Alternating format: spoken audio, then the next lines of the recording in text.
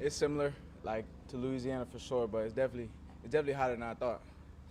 How's the shoulder coming out of OTAs and everything? It's good, just getting better every day. Biggest thing right now is just getting my feet under me, back, acclimated to the conditioning, being with the team. That's where I'm at. How'd you spend the past 6 weeks or so between OTAs and this just to kind of prepare yourself for it? So I really think just being in the playbook, being conditioned, being in shape, especially being at camp like this, that was the biggest focus. What have you learned so far from Coach Merritt and Coach Spags and just developing your craft out here? Chasing perfection. That's my end goal. You may not always get it, but I'm trying to get the closest thing to it. There's little room for error, so I'm trying to be as best as I could be. In terms of the shoulder thing, Andy mentioned he loves your aggression, but sometimes you can be too aggressive. Is there a happy medium that you kind of talk to him about? Oh yeah, that's something that's going to be hard for me to turn down, my aggression. But obviously you got to be smart. It's the NFL. You got to protect your teammates. So that's the most important thing. At what point, when do you feel like you'll be 100%? Do you have an idea? Just every day, just working to get better. But just sometime soon for sure. How did you feel like the first day went for you? I mean, what's your first impressions? I mean, good moments, bad moments? Yeah, his first day is always ups and downs. I'm a guy. I lose reps. I don't do good or whatever. It motivates me to get better. That just means I got more room to grow. So I kind of almost get excited about those things, but at the same time, don't let the same mistakes keep happening.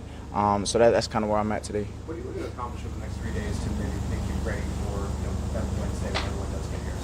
Just really just getting acclimated, keeping the condition where it needs to be, and then I get a little step ahead of the playbook. When the vets get here, we do it all over again. So just being sharp.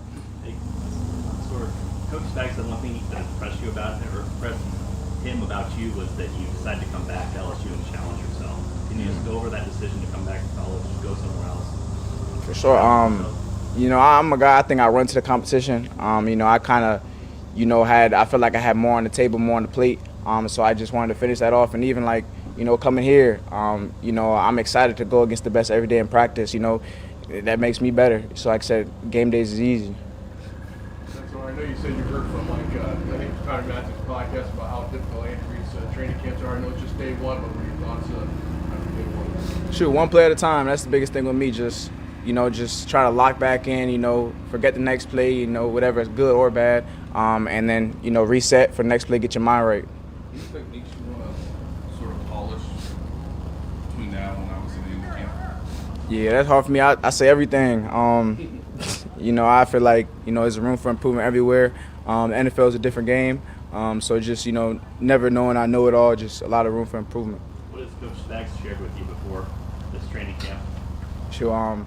That people are gonna be looking to me, and the biggest thing now is just keep my head down, be humble, be one with the teammates, be a teammate guy, and then lead by example. Coach Merritt said in the past that with young corners that they dump a lot on you, and you can be like Dory after a while, just swimming around trying to get through. What's it like? Is it kind of like that? Do you feel like there's a big workload and you're kind of swimming at some point, or? To whom much is given, much is expected. I'm the guy they picked first. I'm the guy they gave this position to. So I really can't complain when the task comes with it. How does that affect you, knowing that you were the guy they picked first, going sixth overall? Like, how does that enter your mind at all while you're out here? Is that a thing of A little bit. I feel like I'm a guy who like to be the underdog type of guy, and even though I feel like the spotlight could be on me, I still have a underdog mindset. It's crazy, but I feel like I'm competing to get in the starting job. I'm competing to be out there. I don't feel like I've been given anything yet, so that's my mindset. Last one, Neil. How's back in college going to you? As advertised, great quarterback. Awesome. Yeah. Thanks, Mansoor. Appreciate y'all.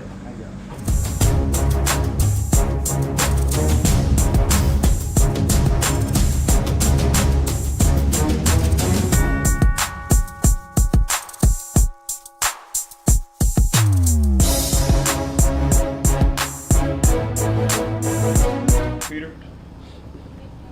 Anything jump off the first time, Peter? Just a lot of guys coming ready to work. Obviously we had a lot of days off, so a lot of preparation goes in those 42 days that we had off in the summer. What are you doing? when nobody's watching. And I feel like a lot of guys, impressed me from the aspect of just knowing what they were supposed to do when they weren't here. How do you feel like these 3 days will help prepare you for Wednesday? I'm super grateful for the 3 days.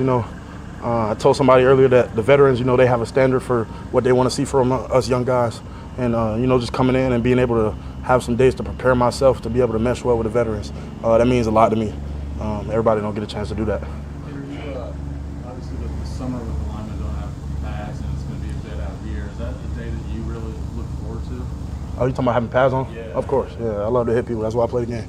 Yeah. What's sort of just the eagerness to get it ramped up in that week? I'm just super eager. I mean, it's been almost a year since I've been able to put some pads on and hit somebody. So that first contact is gonna be like a kid in a candy store. I really can't even explain it. So I'm super excited. It'll be my first league contact. So I'm trying to make it my best one ever. So. Coach Staggs said he's been impressed by you in the meeting room. Mm-hmm. Can you describe how you approach that situation? How to get better in that particular way? Yeah, just taking things from different guys. Learning what it means to be a pro. At this level when it comes to your body, nutrition, meeting room, football. Obviously I have some great vets in my room. With Kyra Stonger coming from the Patriots and Chris Jones and George Karlaftis, who are great examples of what it means to be a great guy in the meeting room. So just taking different things from each guy, figuring out what learns for me. Obviously we learn in different ways, but having those people to look up to is very important. How do you specifically learn? I think a lot of different ways. I think first of all, getting out here and doing it is how everybody kind of figures it out. But I think I learned a lot of different ways. On the paper, on the board. I'm blessed to come from a great place. Clemson University, who really cultivated that in me, as well as the vets and stuff that have been here for 10, 6, 7 years at a time. So. Is there anything that those off-season practices sort of prepared you to say, okay, I need to work on this for the 6 weeks between that and then obviously starting training camp? Yeah, just the little details. Sometimes in college you can get away with some stuff, but these guys are very detail oriented, and guys on the league. I'm going against some of the best guys, in the whole world at their position. So they don't make a lot of mistakes. So just making sure that I'm detailed on my end and limiting the mistakes. Is there one detail that comes to mind? I think footwork's important for every defensive lineman. Having the correct footwork, being able to get to the places you need to get, from A to B as quick as possible. Peter, what did today mean to you walking down the hill for the first time and getting to experience your first day of training camp? Yeah, it was almost a dream come true. I mean, I've seen a lot of videos of guys, trotting down the hill and stuff like that, and I just never really thought that it would be me, coming up, So, it was a dream come true. I was thinking about practice when I was coming down the hill, what I'm saying, because I was just excited to get out here. But that's a dream of its own. So I was super excited for that. Peter, how was the first day of practice with the heat and the workout? Yeah, it was great. It was great. Like I said, a lot of guys came ready to work, and the heat made it good for us. We're going to be ready. So. Mansoor talked about a little bit of the pressure for him being, number 6 overall pick and trying to live up to that. Do you feel any of that being a first-round pick too? I think it's more of a privilege. I'm just super excited. I got a lot of guys who have been in my shoes before that have produced and are on the other side of it, leaders of this team. So I just really emphasize, just really watching the older guys and staying on them, seeing what it is that they do and figuring out a way that I can make it my own. Like I said, I'm just excited to be here. I'm like a kid in a candy store. I feel like that's the approach I take to, wherever they pick me, 6'29", 247. I'm super excited. Peter, Coach Coleman talked about, he said you asked him about weight and where you're at. So where are you at now, and how comfortable do you feel since you've been up and down throughout your career? Yeah, I'm really comfortable. My weight is like 308, 313. I want to try to play like around 308. So I'm there. I'm ready to go. And camp sweat will get some more off of me. So I just got to balance that, make sure I'm eating my meals and stuff like that. So I'm really excited about that, and just being able to find really where my niche is in playing weight. And what does 308 do for you if you're there? Speed, quickness, acceleration, mismatch. So really excited. Good.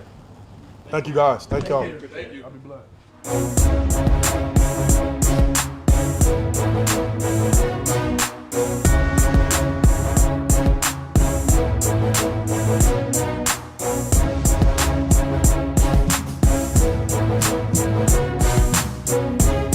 Whenever you guys are ready for questions. How y'all doing? Did the pace and the heat heat of an Andy Reid practice in St. Joe live up to its expectations? It did, and it's the first day. So definitely different from college.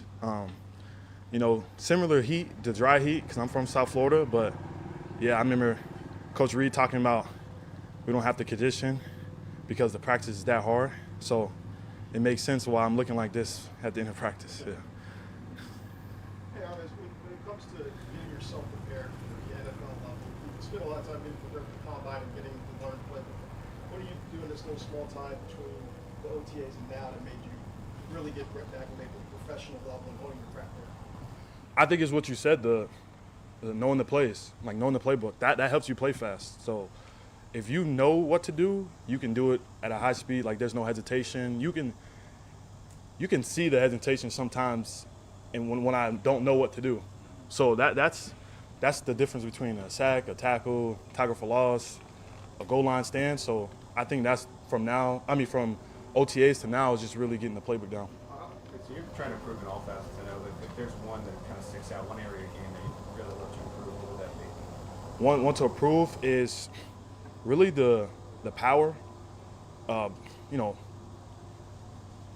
think technique outweighs the weight room a little bit because you could have all this. You could be Hercules, right? And then you don't bring your feet underneath yourself. You're falling down. Your splits are too wide. Like technique kind of saves you when you may not be the ideal strength.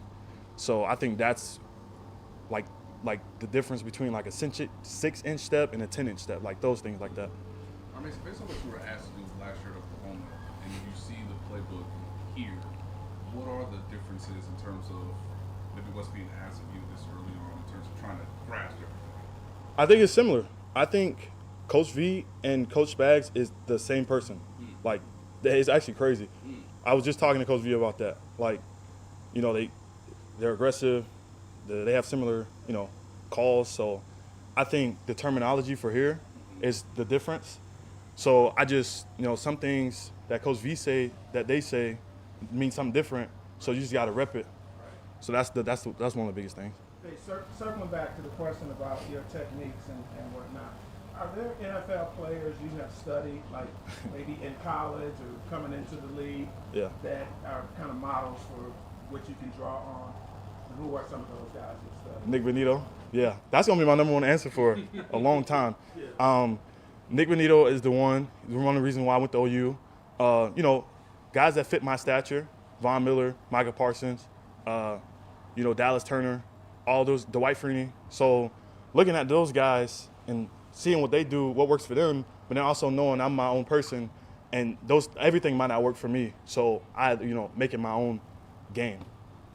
But they kind of adds perspective Yeah. to everything that you need to do.